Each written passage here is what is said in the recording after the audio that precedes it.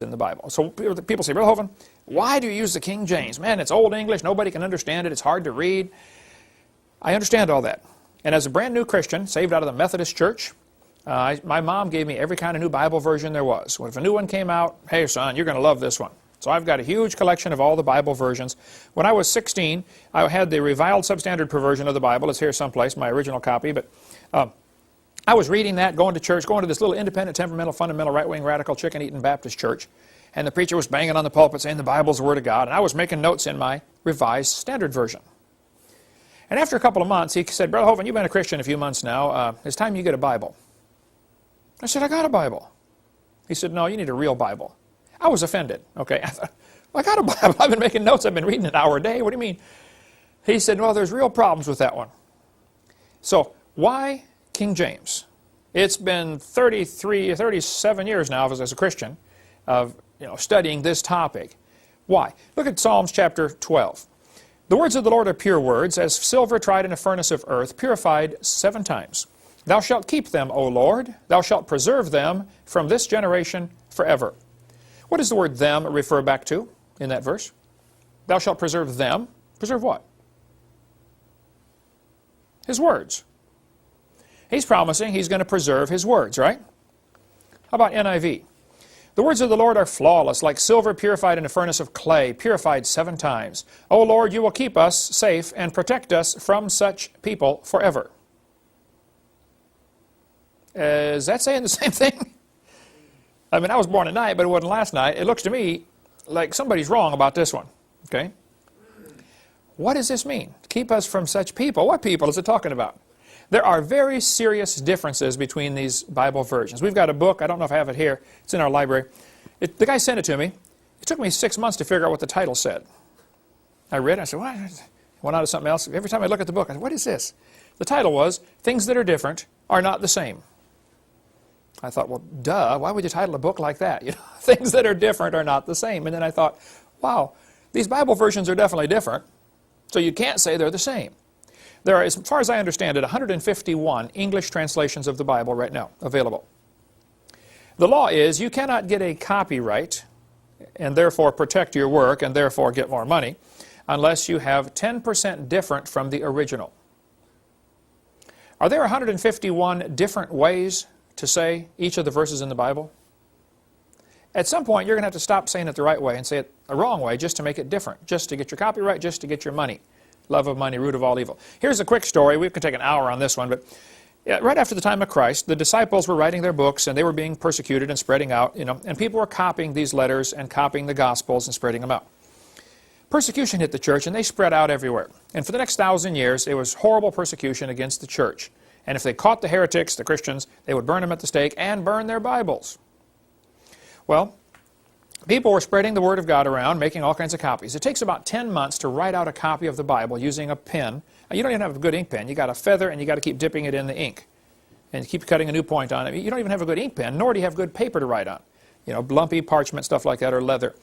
But anyway, with all the obstacles they had, plus, being persecuted, it took about 10 months to handwrite a copy of the Bible. Well, they're making all these copies. By the time you get to 15 and 1600s, persecution lets up, and so people decided to collect the Bible copies together from all over the world and compare them and put it into English. Now keep in mind, some of these copies of the Bible had not seen each other in 1,000 years. There might have been people in France that were copying the Bible, and people in Africa copying the Bible, and people in China copying the Bible.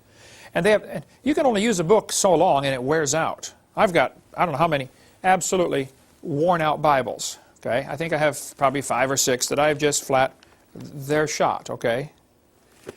If you're a book that's in active use is going to have a limited life. And let's just pick a number and say if you were really careful with your scrolls, I mean treat it real carefully, you might make a scroll last 300 years and still use it every day. Just for illustration. Well, so in 300 years, your original is worn out, it's trash, it's junk, you throw it away because you now have 800 copies of this thing, or a certain large number of copies. Then you take those copies and make copies. And after maybe 1,000 years, you might be on your 4th or 5th generation from the original, but that's perfectly fine, it doesn't matter, as long as the copying process was accurate. And a good way to check that copying process and see was it accurate is after each of these, the French ones and the German ones and the English ones and the Chinese ones, each go 5 generations. Now let's get the 5th generation and compare them all and see how accurate they are. And that's what happened in the 15 and 1600s. They got all these scrolls together, found 5,000 copies of the Bible that survived the persecution, and they were identical in everything except spelling. People's names, Peter and Pedro, stuff like that had changed. So they said, man, God truly preserved His Word. This is it. This is word for word exactly. He preserved it. So, meanwhile, down in Egypt, there was a group of folks, sort of like Jehovah's Witnesses. I've got the Jehovah's Witness Bible here. They were a cult. They came to be known as the Alexandrians. The Alexandrians did not believe in the deity of Christ. They didn't believe in the bodily resurrection. They didn't believe in a lot of Christian things, kind of like Jehovah's Witnesses today. So they made their own copy of the Bible, changing things they didn't like. They made about 6,000 changes. The primary guy in this cult was a guy named Origen. He was the leader of this cult in late 2nd century, 3rd century. The only mention of Alexandria in the Bible is when they were disputing with Stephen, arguing with the real Christians. And if you trust the principle of first mention, which I think is very important, then that'll be important to you. They say, wow, the only mention of these folks is bad.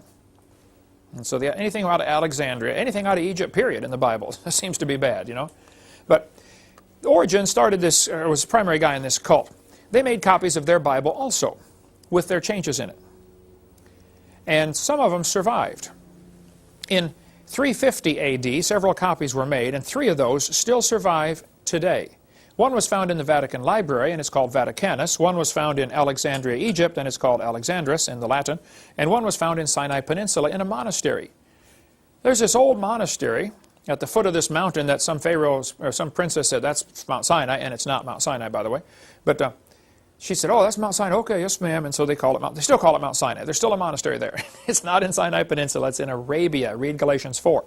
But they're in this trash can in this old monastery. This guy was visiting. He said, what's this old scroll? He said, oh, we don't know. It's been in there for years.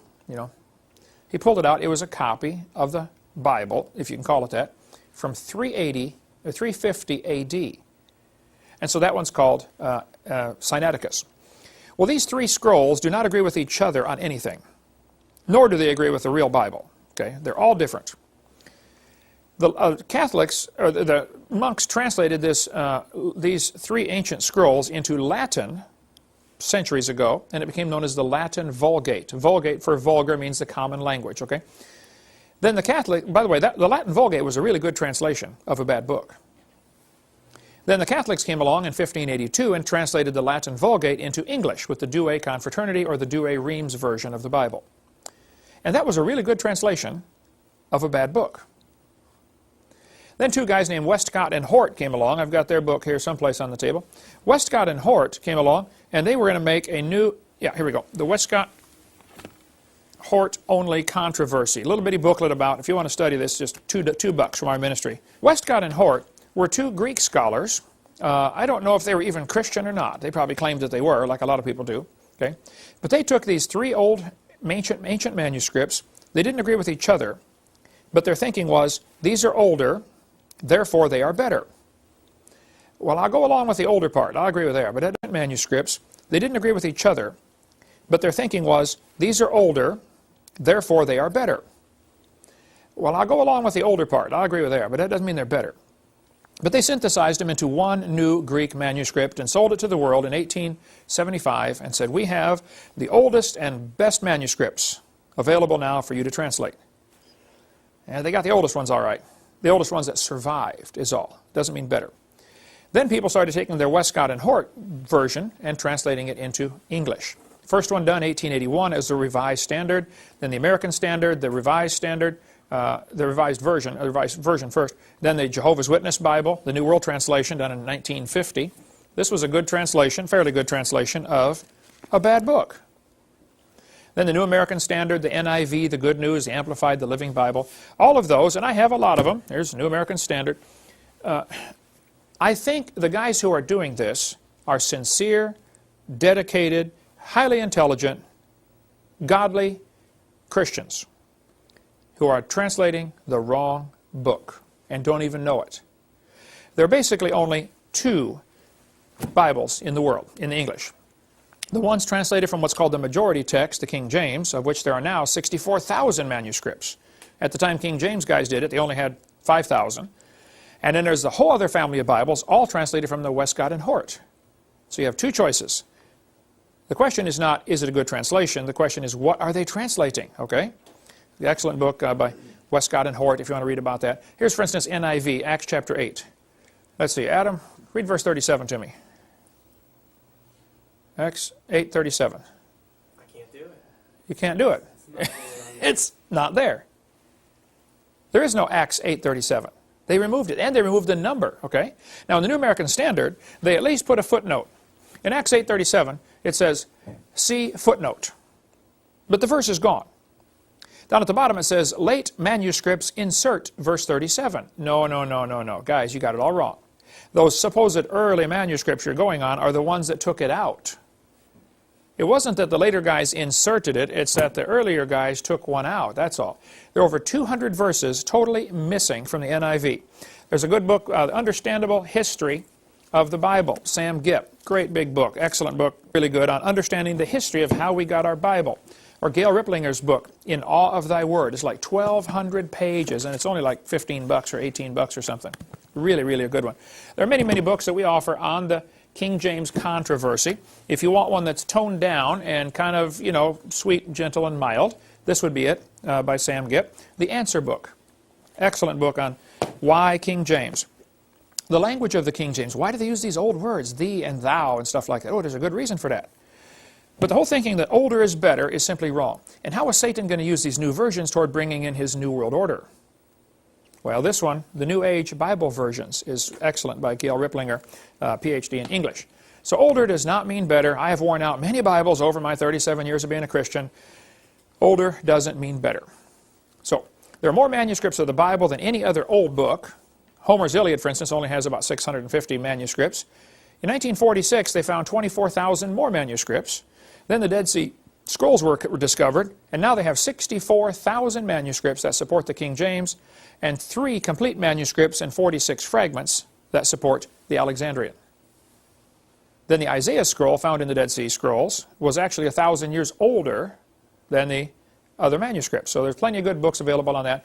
There are all kinds of things we could talk about on the problems with the King James, or problems with the other versions, like 2 Samuel 21. Who killed Goliath? Who killed Goliath? David killed Goliath. 2 Samuel 21 says, Elhanan, the son of his dad, slew the brother of Goliath. NIV says, Elhanan, the son of the same guy, killed Goliath. This is an error. Okay? It's wrong. They blew it, all right? They left out verses, and we could scan through some of these. All these verses are left out. There's a list on the website, avpublications.com, of verses that are left out. 200 verses are simply gone. And those that are still in there, many times are changed to something meaning totally different.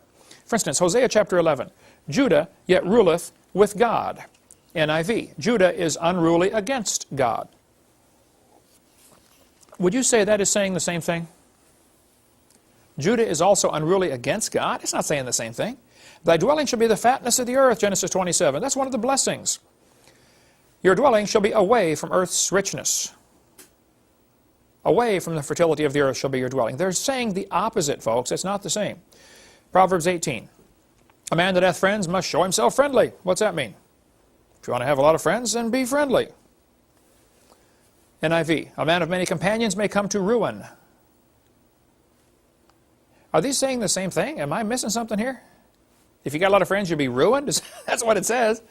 That's not at all correct. The Bible says in Matthew 7 that narrow is the way. Straight is the gate, and narrow the way that leadeth to life. And few there be that find it. Revised Standard says the gate is narrow and the way is hard. Wait, is it hard to go to heaven, or just not many do it? Now they use the these and the thous, and there's a reason for that, and then we'll go on to another subject here. If a word starts with Y, it is plural. Ye, your, etc. Okay? If it starts with T, it is singular, and there's an important reason. Nobody in 1611 was walking down the street saying, "How art thou today?" They weren't using that. But the King James translators wisely chose to use the these and the thous because of the distinction. If I walk into a room and say, "You come with me," does that mean one of you or all of you? You can't tell. But if you use thee and thou, you can tell. You can see in John chapter 3 very clearly. Jesus said to Nicodemus, "Marvel not that I said unto thee," singular, "ye must be born again." He changed it to plural. I'm telling you that everybody must be born again.